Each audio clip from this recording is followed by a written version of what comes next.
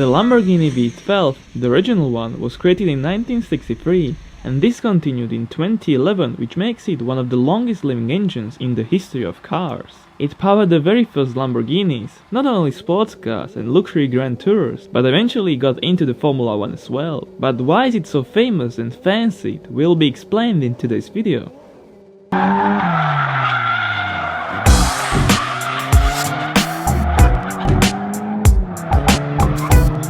To understand why this engine even exists, we need to go further back in the past to clarify the very beginning of the automobile Lamborghini. Ferruccio Lamborghini gained wealth by previous business with tractors and later also air conditioning. And as he loved cars, this allowed him to afford many of luxury vehicles like the Maserati 3500 GT, Jaguar E-Type, Mercedes-Benz 300 SL, Alfas, Lancias and such.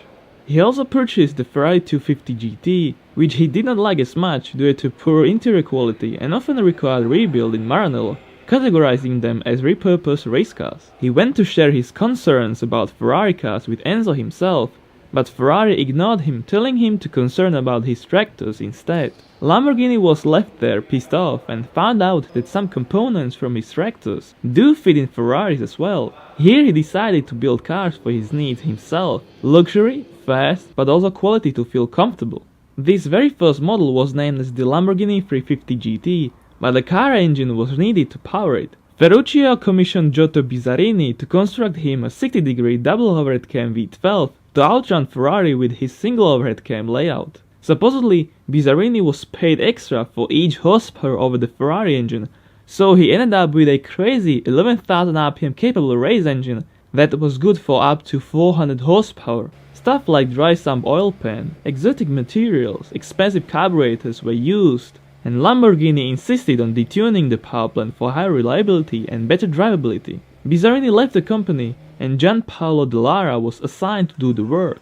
The result was 270 horsepower at 6,500 RPM, which was 30 more than the Ferrari 250 GT had.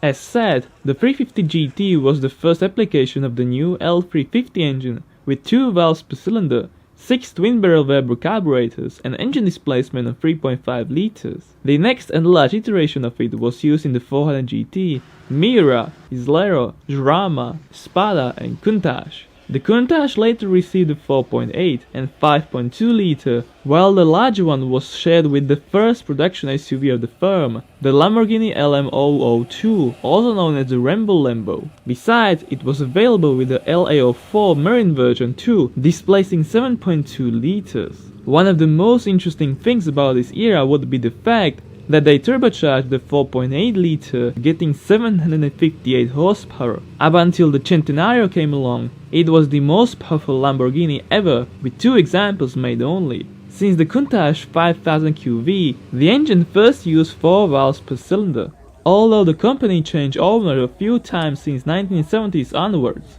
The famous V12 was still kept in production, and during the Chrysler ownership it was reworked for use in the new Diablo, making 492 horsepower from a 5.7 liter. Volkswagen then bought Lamborghini, placed it under Audi, and struck the engine to 6 liters.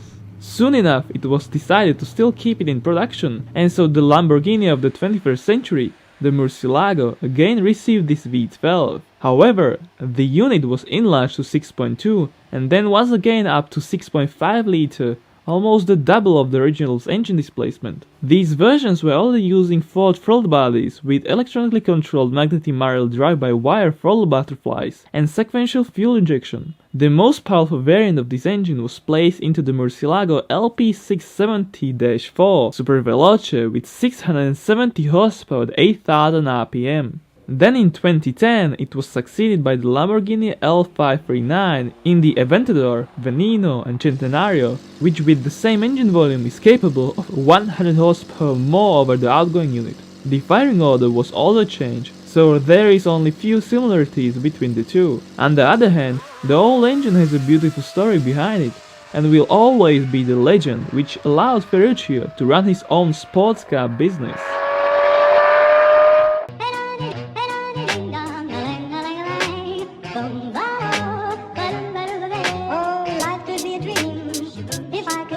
In paradise, I suppose, if you would tell me I'm the only one that you love. Life could be a dream, sweetheart. Hello,